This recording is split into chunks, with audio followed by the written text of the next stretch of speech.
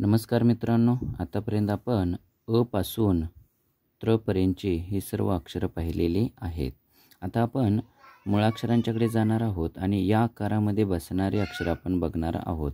त्यासाठी हा जो आकार आहे हा अतिशय महत्त्वाचा आकार आहे आणि या उभ्या रेषांचा दररोज सराव करा, ज्या सरळ येतील अशा पद्धतीने.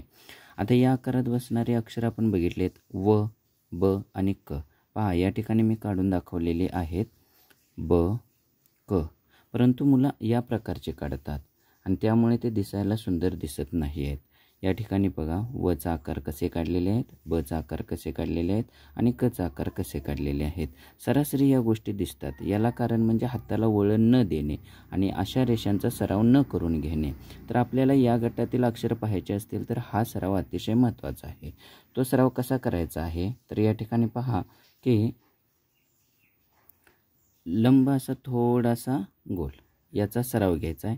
वरच्या रेषेला अजिबात चिकटवायचं नाही किंवा खालच्या रेषेला चिकटवायचं नाही. अशा पद्धतीनं हा सराव करणं गरजेचं आहे आणि त्याच्यासाठी हा सरळ रेषांचा महत्त्वाचा भाग. आता आपण ही अक्षरे पहा कशी काढतोय. बरोबर या मध्य दोन्हींच्या रेषेमध्ये व, ब आणि क अशा प्रकारचे आपण अक्षर काढले तर अतिशय चांगल्या प्रकारे आपल्याला या हस्ताक्षराचा सराव होईल. धन्यवाद.